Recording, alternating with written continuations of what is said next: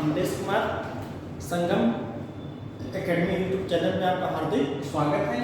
और इसके पहले मैंने 2-3 वीडियो बनाया था और उसका एक तीसरा पार्ट है और उसके भाग बता रहे हैं रुधिर। तो सबसे पहले ध्यान दीजिए कि रुधिर हमारे शरीर में पाए जाने वाला एक प्रकार का तरल संयोजी ऊतक होता है। तरल संयोजी ऊतक होता है, फ्लूइड कनेक्टिव टिश्यू होता है।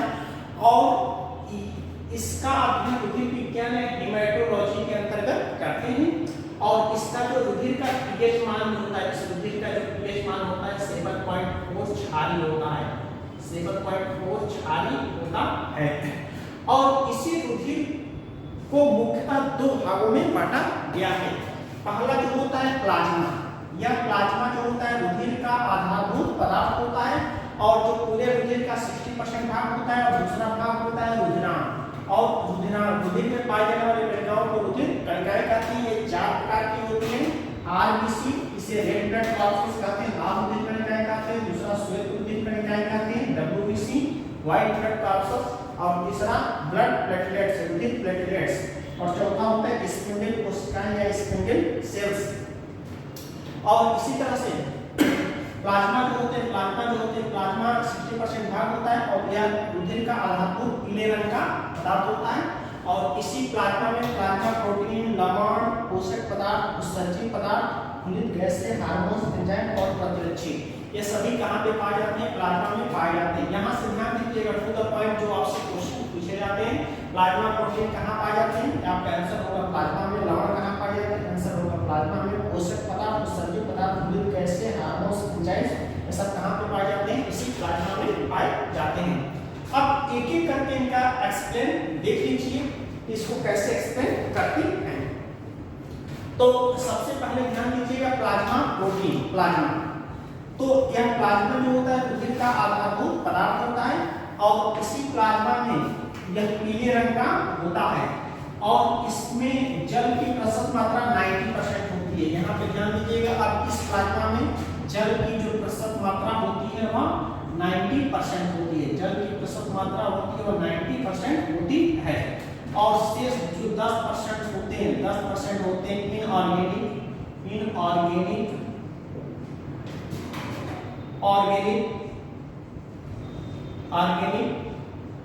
के सॉल्ट होते हैं, लवण या सॉल्ट होते हैं। और इसी में निम्नलिखित पदार्थ पाए जाते हैं। सबसे पहला जो होता है, पहला पॉइंट होता है प्लाज्मा प्रोटीन। सबसे पहला पॉइंट लिख कहते हैं प्लाज्मा प्रोटीन। और इस प्लाज्मा प्रोटीन में मुख्य रूप से ग्लोब्यूमिन व एल्ब्यूमिन 2 प्रोटीन पाए जाते हैं। मुख्यतः ग्लोब्यूमिन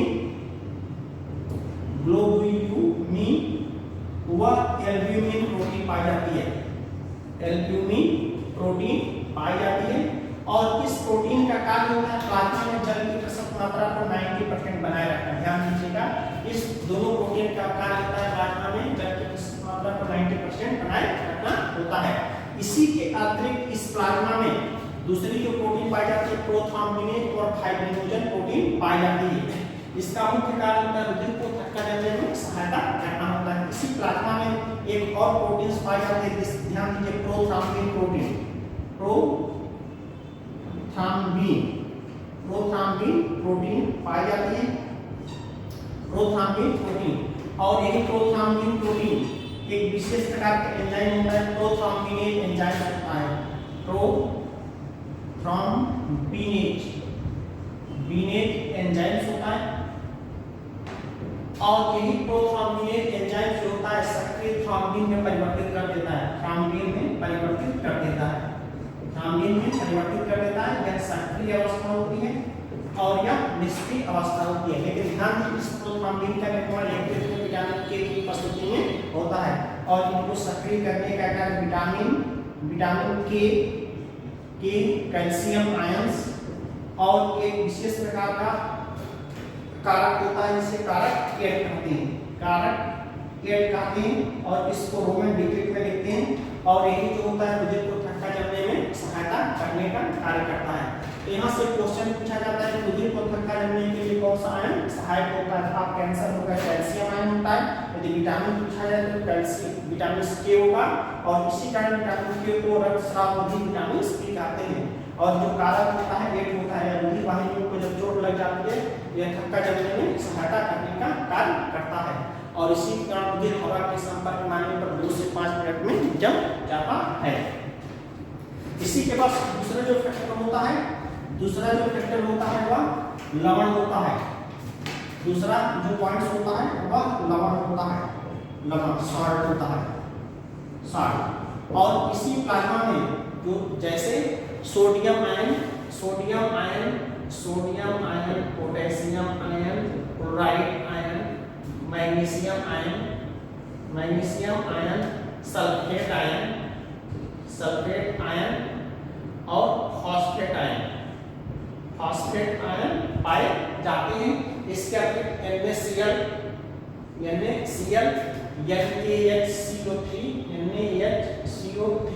इतने सॉल्ट्स पाए जाते हैं। और इसके कारण रुधिर की विद्युत ऋणात्मकता और pH मान क्या होता है 7.4 बना रहता है। इसी आयनों के कारण रुधिर का pH मान क्या होता है 7.4 क्षारीय बना रहता है। और इसी लवणों के कारण रुधिर की विद्युत ऋणात्मकता बनी रहती है। इसके बाद से तीसरा पॉइंट आता है कि उत्सर्जी पदार्थ, पोषक पदार्थ। और यह पोषक जो पदार्थ होते हैं न्यूट्रिएंट सब्सटेंस होते हैं। और इसी प्लाज्मा में विटामिन, इसी पोषक पदार्थ में विटामिन, कार्बोहाइड्रेट,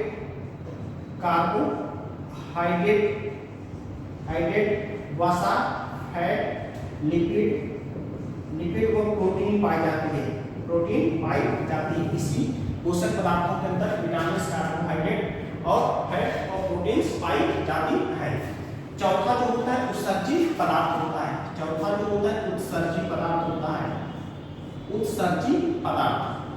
और इसी में क्या होते हैं, इसी उत्सर्जी पदार्थ में अमोनिया, यूरिया, यूरिक अम्ल होते हैं। पांचवा जो होता है घुलित गैसें होती हैं, इस प्लाज्मा में घुलित गैसें। और इस प्लाज्मा में मुख्यतः CO2 घुलित गैसें होती हैं। छठवां जो होता है हार्मोन्स।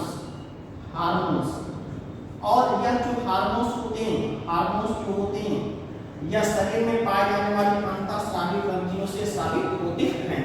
और इस हार्मोन्स की चर्चा अलग से टॉपिक में हम करेंगे, और इसमें इस हार्मोन्स का अध्ययन शरीर में पाए जाने वाली अंतःस्रावी ग्रंथियों से करते हैं, जो शरीर के अंदर पाई जाती है। इसी का अध्ययन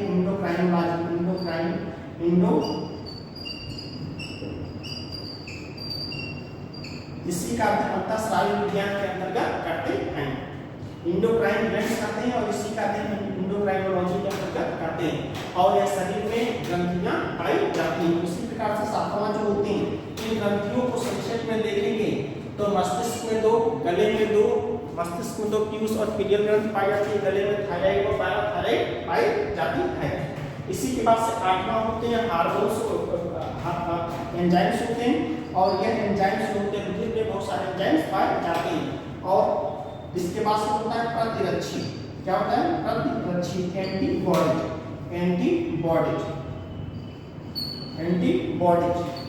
और यह एंटीबॉडी जो होती है प्लाज्मा में पाई जाती है। बहुत इंपॉर्टेंट क्वेश्चन होता है।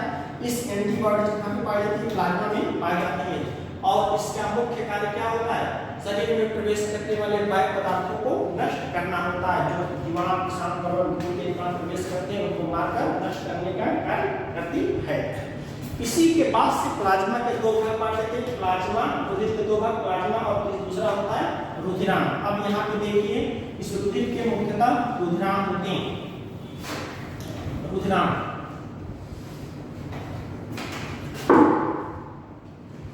तो बी भाग में होता है रुधिरांग होती है। रुधिरांग, ब्लड कॉर्पस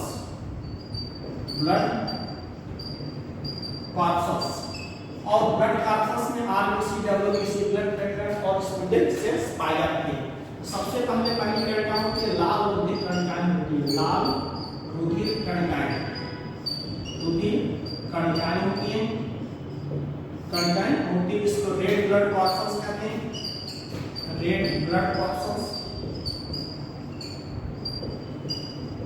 कॉर्पस कहते हैं इसको संक्षेप में आरबीसी।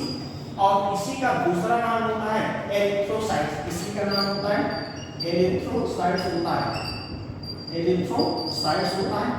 और यह जो एरिथ्रोसाइट्स होती है तो इसी का दूसरे नाम के नाम से जानते हैं। सबसे पहले ध्यान दीजिएगा कि रुधिर की आरबीसी की ओरिजिन कहाँ पे होती है। ओरिजिन के संदर्भ में दो चीजें होती हैं।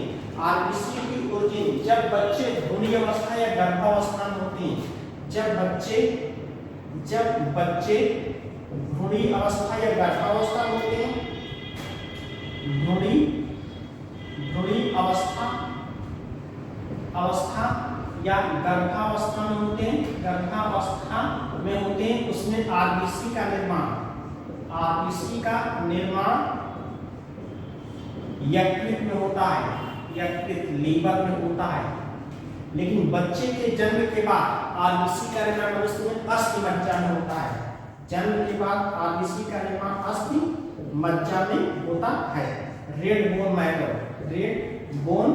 मैरो में होता है, रेड बोन मैरो में होता है। इसी के बाद अब यहाँ से आता है कि दो चीजें आपसे क्वेश्चन बनते हैं कि जब बच्चे भ्रूण अवस्था या गर्भावस्था में होते हैं उसमें आरबीसी का निर्माण यकृत में होता है, लेकिन बच्चों के जन्म के बाद अस्थि मज्जा का आरबीसी का निर्माण इसी रेड बोन मैरो में होता है। अब यहाँ से सोचेंगे आप कि रेड बोन मैरो क्या होता है, तो ध्यान दीजिए शरीर में बहुत सारी हड्डियां पाई जाती हैं और इन्हीं हड्डियों के संदर्भ में विशेष प्रकार की कैविटी होती है। इसी को अस्थि मज्जा कहेंगे, लाल अस्थि मज्जा लिख दिया जाता है, रेड बोन मैरो नाम लिख दिया जाता है इसी कैविटी को, और इसी में आरबीसी का निर्माण होता है। अब इस आरबीसी के निर्माण की प्रारंभिक अवस्था में, आरबीसी के निर्माण की प्रारंभिक अवस्था में mitochondria, endoplasmic reticulum, lysosomes, Golgi body आदि सभी रचनाएं उपस्थित होती हैं। लेकिन जैसे ही यह आरबीसी परिपक्व होती है वह सभी क्या होते हैं, कोशिकाएं जो होती हैं वह नष्ट हो जाते हैं।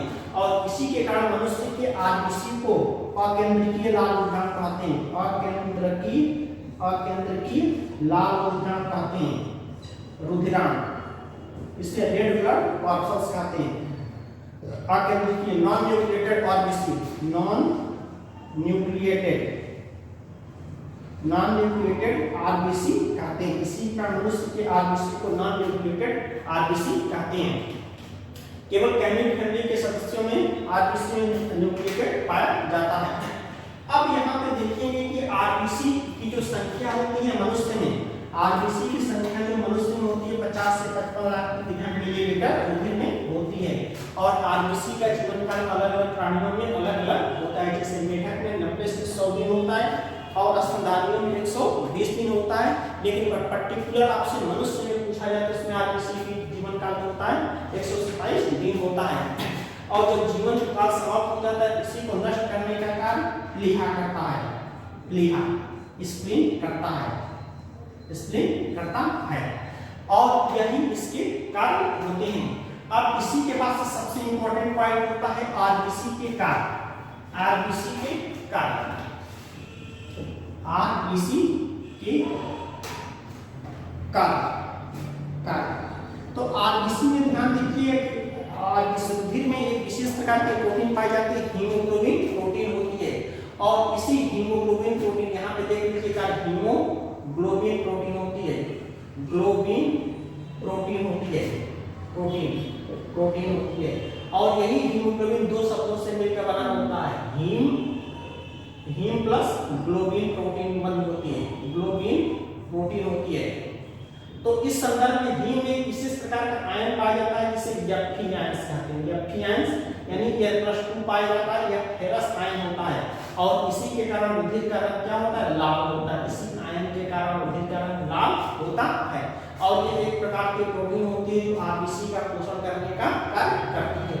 और यही हीमोग्लोबिन ऑक्सीजन से संयोग करके अस्थायी यौगिक का निर्माण करती है। और इसका मुख्य कार्य होता है ऑक्सीजन का संवहन करना होता है। तो इसी चीज को आरबीसी का कार्य होता है, ध्यान दीजिएगा। हीमोग्लोबिन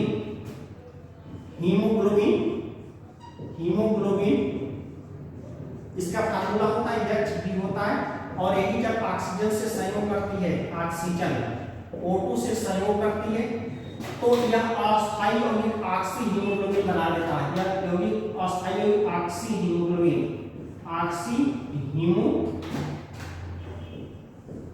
हीमोग्लोबिन बना लेता है, ग्लोबिन बना लेता है, हीमोग्लोबिन बना लेता है। और इसका फार्मूला होता है HbO2 का 4 गुना, और जिसके कारण क्या होता है, यह ऑक्सीजन का संवहन करने में सहायक होता है। इसी के कारण इसका मुख्य कार्य होता है रुधिर में ऑक्सीजन का संवहन करना या सप्लाई करना होता है। इसी चीज को एक सामान्य समीकरण के रूप में लिखते हैं Hb+O2 प्लस यह संयोग करता है HbO2 का 4 गुना, और यह क्या होता है 4HO2 होता है, और इसी का नाम होता है ऑक्सी हीमोग्लोबिन। और इसका मुख्य कारण होता है कि हमारे शरीर में ऑक्सीजन की सप्लाई क्यों होती है, तो ध्यान दीजिए किसी भी भोज्य पदार्थ से ऊर्जा प्राप्त करने के लिए क्या होती है, ऑक्सीजन की आवश्यकता होती है। तो हमारे शरीर के ऊतकों अंगों में जो भी भोज्य पदार्थ संचित होता है उसी में दहन करने के लिए ऊर्जा बनती है, और यही ऊर्जा शरीर की जैविक क्रियाओं में कार्य आती है। इसी के बाद से दूसरा जो होता है श्वेत रुधिर कणिकाएं, दूसरा होता है श्वेत रुधिर कणिकाएं, दूसरा जो होता है श्वेत रुधिर कणिकाएं होती है, श्वेत रुधिर कणिकाएं, इसका नाम होता है व्हाइट ब्लड कॉर्पस्कल्स, व्हाइट ब्लड कॉर्पस्कल्स, और इसको ल्यूकोसाइट्स कहते हैं क्योंकि इसमें हीमोग्लोबिन नहीं पाया जाता है, ल्यूकोसाइट्स कहते हैं क्योंकि इसमें हीमोग्लोबिन नहीं पाया जाता है। और इसका मुख्य कारण होता है शरीर की प्रतिरक्षा तंत्र का निर्माण करना, प्रतिरक्षा तंत्र का निर्माण करना होता है, इम्यूनो सिस्टम का निर्माण करना होता है, इम्यूनो सिस्टम का निर्माण करना होता है। और यह इम्यूनो सिस्टम क्या होता है, हमारे शरीर में रोगों से लड़ने की क्षमता विकसित करता है, और यह भी इसी के कारण क्या होता है, इसे प्रतिरक्षा तंत्र में सहायता करने या रोगों से लड़ने में सक्षम होता है। तो ये इसका एक श्वेत रुधिर कणिकाओं का मुख्य कार्य होता है, और ये कई प्रकार के होते हैं, अकेंद्रीय लाल रुधिर कणिकाएं और केंद्रीय लाल रुधिर कणिकाएं। इसे सामान्य शब्दों में एक ग्रेनुलोसाइट या ग्रेनुलोसाइट्स के नाम से जानते हैं। तो इस WBC का मुख्य कार्य होता है शरीर की प्रतिरक्षा तंत्र का निर्माण करना होता है, और इसका जो मुख्य कार्य होता है, यह हमारे शरीर में प्रतिरक्षा तंत्र के साथ साथ रोगों को शरीर को स्वस्थ रखने में सहायता करने का कार्य करता है। इसके अलावा शरीर की जो क्षतिग्रस्त कोशिकाएं होती हैं, मृत कोशिकाएं होती हैं, उनको शरीर से बाहर निकालना होता है। इसी के बाद से जो तीसरी जो कणिकाएं होती हैं, रुधिर प्लेटलेट्स,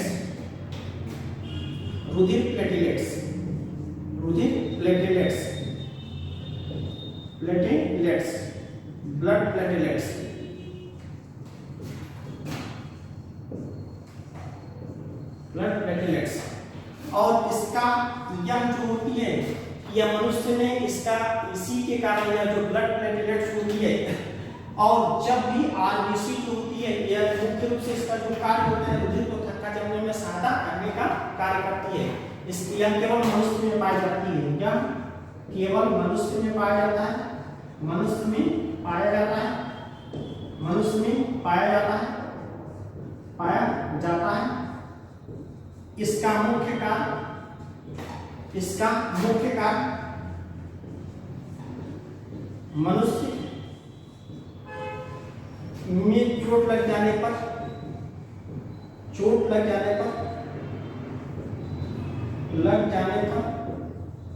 रुधिर को थक्का जमने में सहायता करना होता है, रुधिर को थक्का जमने में सहायता करता है, थक्का जमने में सहायता करता है। इसी चौथा होता है कि स्पिंडल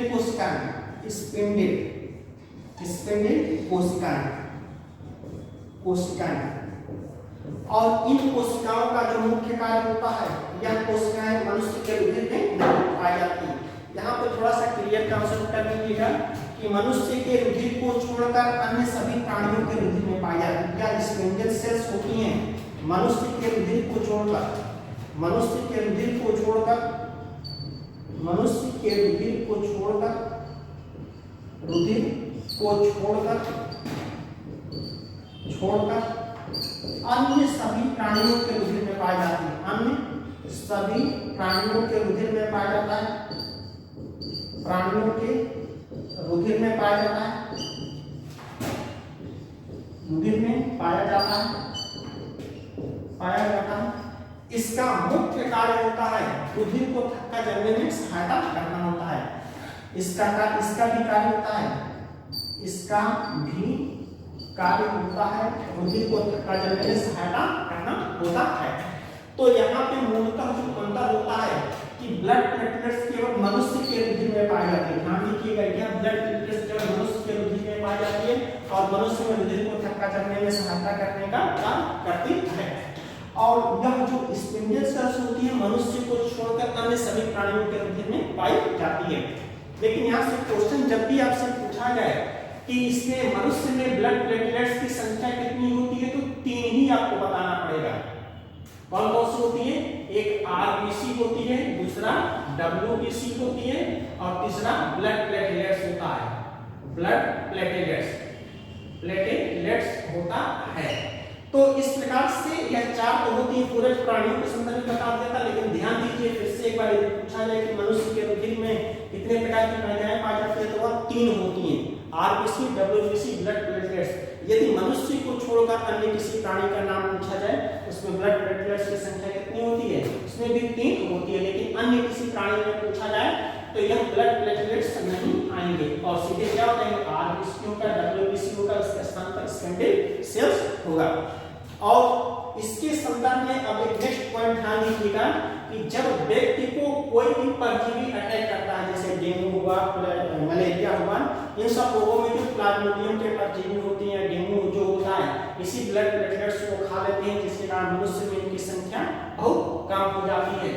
और इसी के कारण इसमें डेंगू में डैमेज करने वाला जो पोर्शन होता है, तो यह ब्लड प्लेटलेट्स होता है। और यह डेंगू किस प्रकार का रोग होता है? एक वायरल डिजीज रोग होता है, क्योंकि इसके जो विषाणु होते हैं इसी डेंगू मच्छर में पाए जाते हैं। इस प्रकार से ब्लड आपका समाप्त हो गया। Thank you.